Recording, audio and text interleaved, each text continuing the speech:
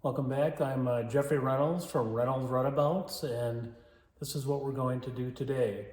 I had originally planned on working on putting a sub rub rail out of mahogany on the shear line of the deck and the hull joint. But as I started looking at the original, and then I ended up fairing this in deck to hull, I decided to eliminate the inner rub rail out of mahogany and just go with a 1/2-inch aluminum half round flat back. I think that'll make it look a lot nicer, a lot trimmer.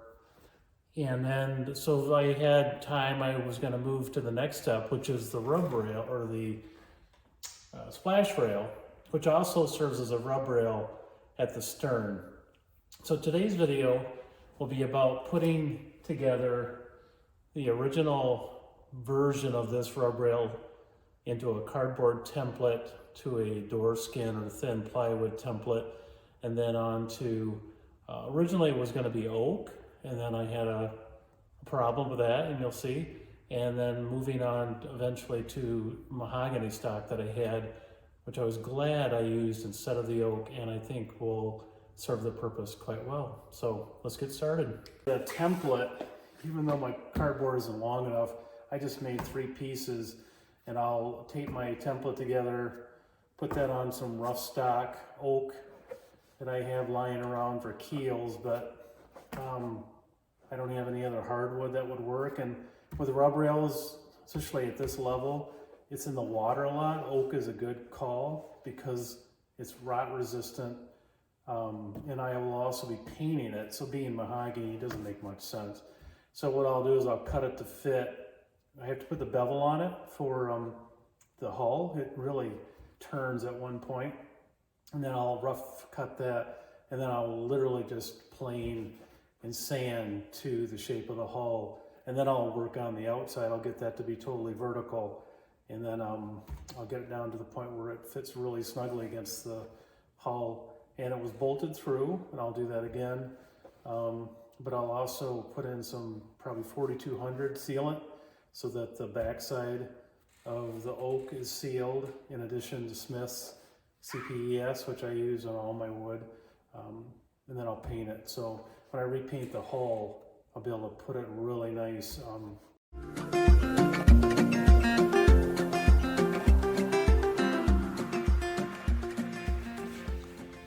So I went ahead and finished the template and put them together in 3 pieces, and then I just took some blue tape to temporarily hang it here and just kind of get an idea whether I was even close, and I am.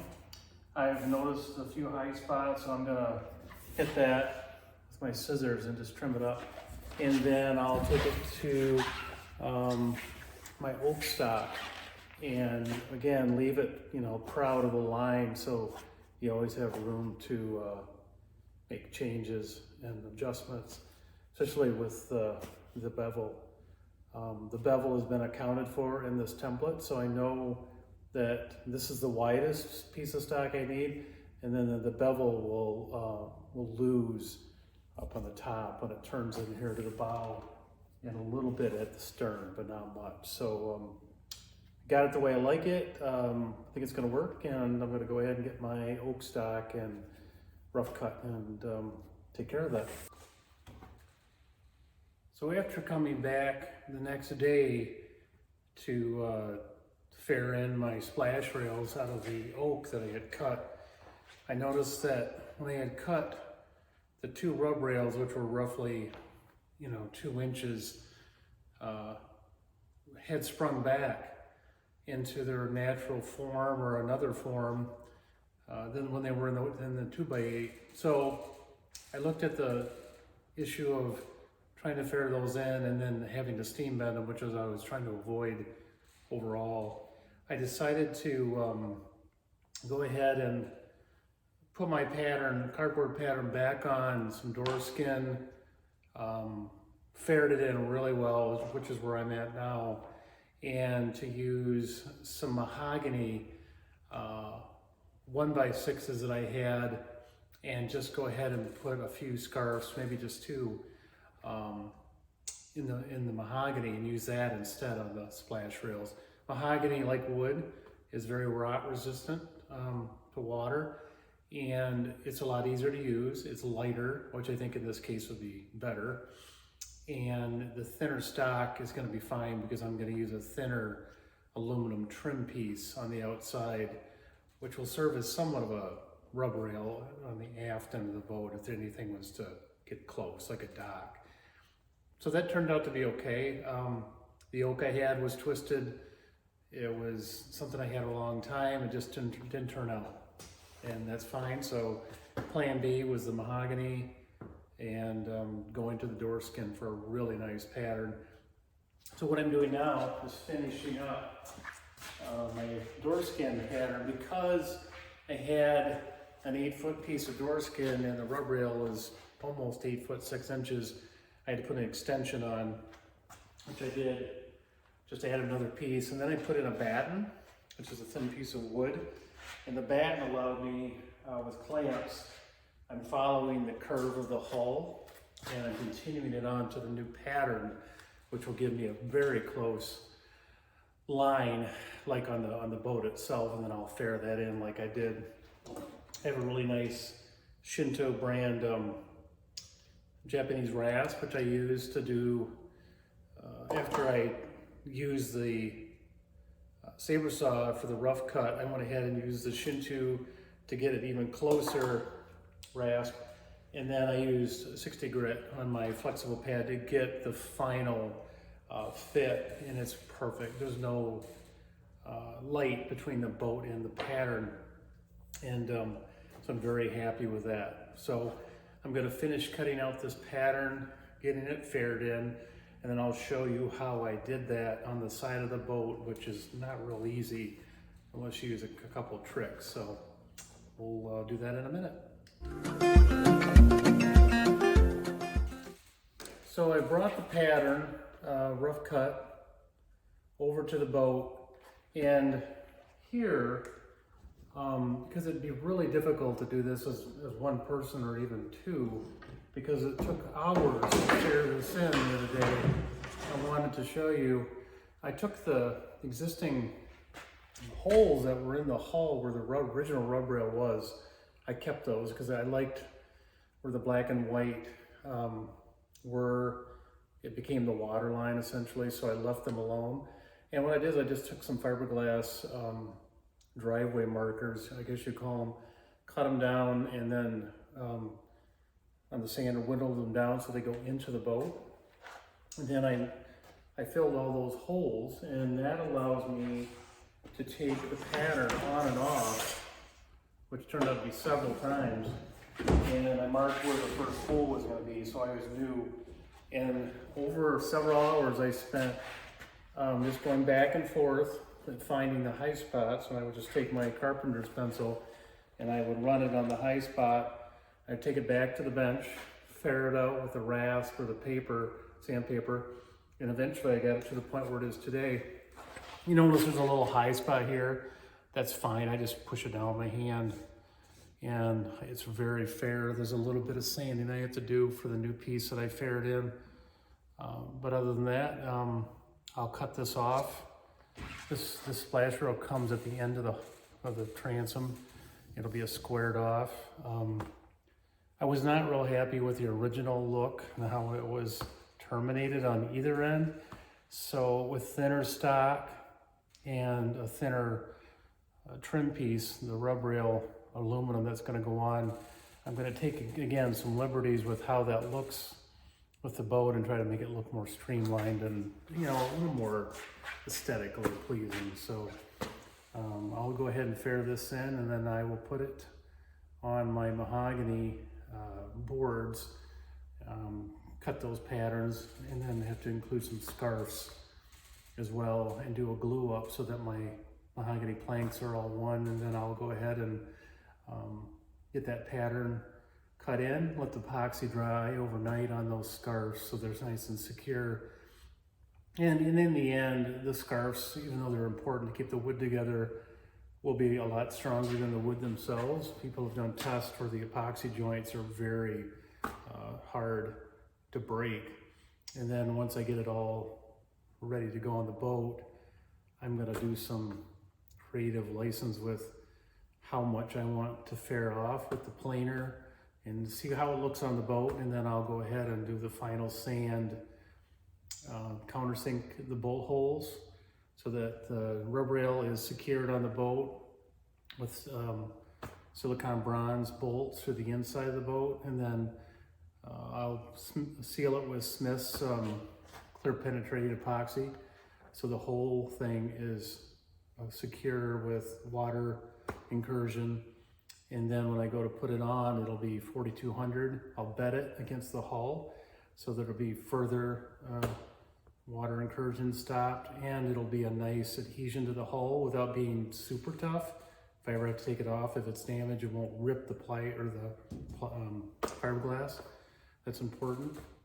And it's paintable, so either on the top it'll have a black fairing in where the paint comes in, or on the bottom where it's white, it'll paint well.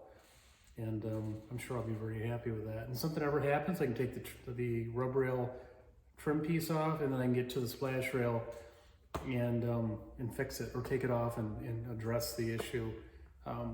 These are considered sacrificial on many boats because they can get bumped by other boats or trailers or post on docks. You need to have the ability to take them off and fix them if you have to. So that's what I'll do.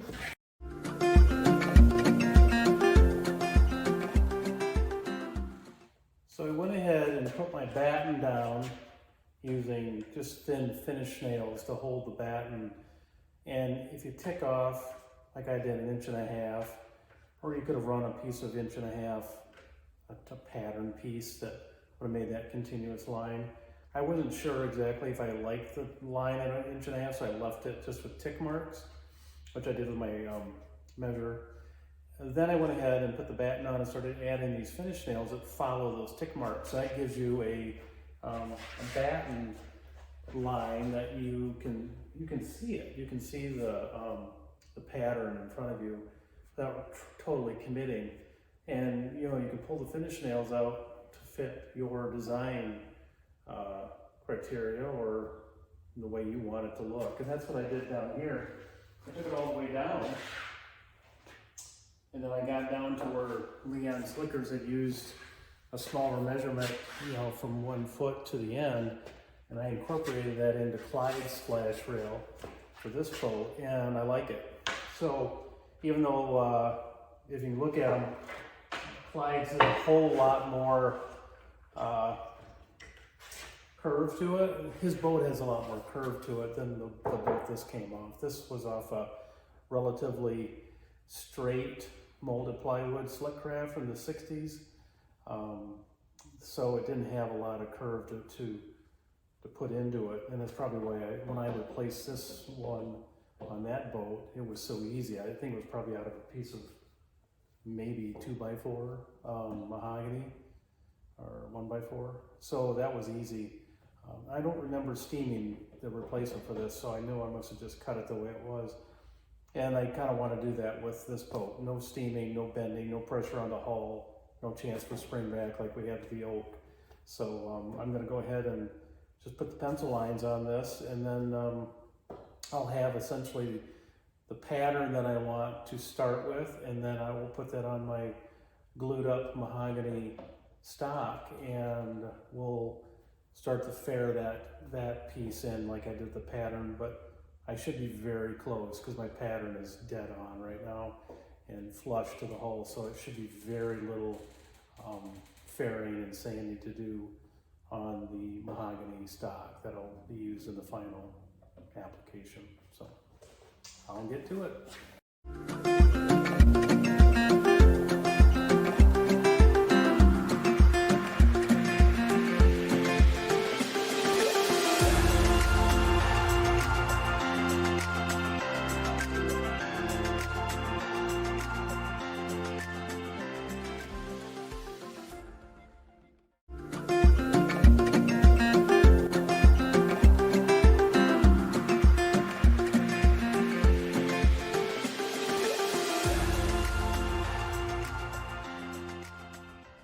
So I've gone ahead and marked out my 5 pieces of mahogany 1x6, which will give me a 3/4 inch by 1.5 inch splash rail for the boat. And now I'm gonna cut 45-degree miters into these. Because they're not structural and there won't be a lot of pressure on them, I'm not gonna go for a 12-to-1 scarf like you might see in something that's getting bent, like plywood or other lumber. I'm just gonna go with a 45. Epoxy those together, should be quite strong as it is. And then they'll, like I said, they'll go in without any twist or any pressure on them, so there won't be any, you know, movement around that joint anyways. So I'm just gonna cut them on my miter saw. Got them pre-marked. I'm gonna cut a 45 into each, at least 2 ends. One has a 3-piece project for it, so I have to go ahead and just do that. So yeah, I'll cut those, mix up some epoxy and filler so I can have a good strong joint, and then I can lay those up and let those sit overnight.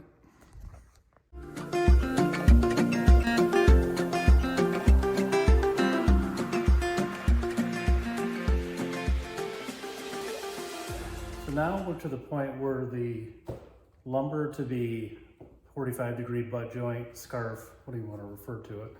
I'm going to first coat the ends, or the end grain of the 245s, or in one case there's 145. You coat those to seal the wood, but it also prepares the joint. I've already rubbed them down with denatured alcohol, so they're clean that way. I'll apply the resin until it soaks in, and then sometimes I have enough where I'll just go ahead and take my catalyzed resin and just add my, I use 404 West System density. It's silica, and what you do is you put that in there. I usually start out with, you know, half of a spatula, trying to get the peanut butter, but you don't want it too thick, because thicker it is, the wider your joint is. Epoxy is different from glue in the fact that glue needs pressure. Like Tight Bond, when you put it on, you tighten it down, and that helps it cure. It's air dried. Catalyzed resin, you use the resin and the styrene to make it work, but you need to have a MAC, I'm sorry. But you also need to leave a little bit of filler and resin in there for the joint to glue. So you have to be careful not to over clamp it. So I usually make peanut butter consistency just so it doesn't run a lot, but it also gives you some really great working material to put onto a joint, keep it pretty neat. I use 5 mil plastic.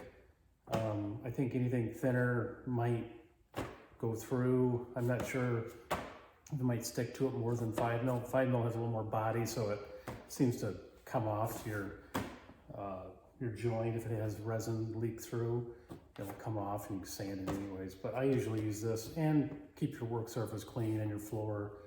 So I'm gonna go ahead and glue those up, or at least apply the resin to the ends. And then I'm gonna have my mask on when I do the filler, because silica is airborne. I don't want it in my lungs. So I never mess with silica filler unless I have a mask on. So here we go.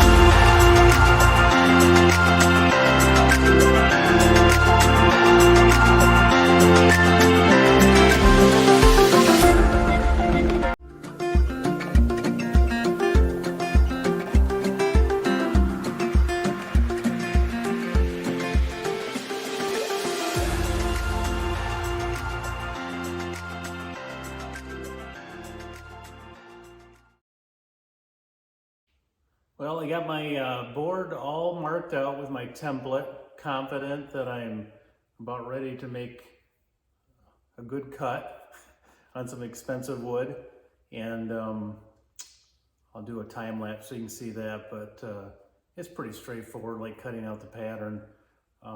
Once you have the pattern done and you're happy with it, the board should cut right where you want it. So that's what I'm hoping for. So.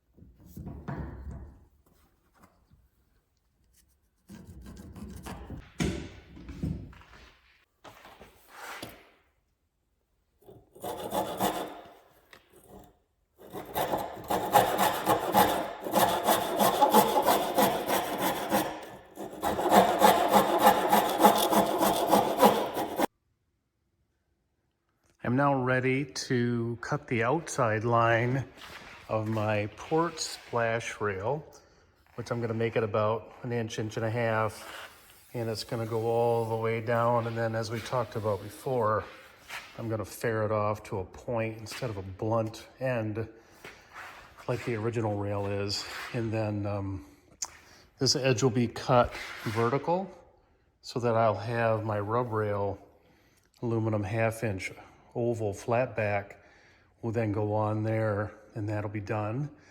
Before I put it on the boat, I will also create a new rub rail for the starboard side using my finely faired and cut port side one. I'll include the bevels as well as the vertical, and I should have a really good starboard side with very little fairing having to be done. There'll be fairing, and that's a given. I'll go ahead and just work on that, but it should take me so much less time to do that. So that's what I'm gonna be doing.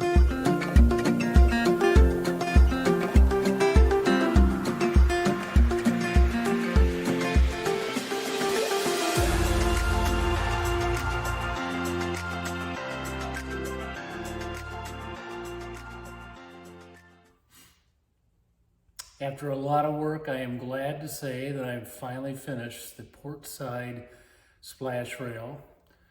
And now we'll use this really good version and flip it onto a new piece of mahogany that I spliced together to go ahead and make the starboard side. So I'll be working on that this week, but we won't repeat that in the video. So thank you for joining me. Please remember to hit the subscribe button and the like button, and I'll see you next week.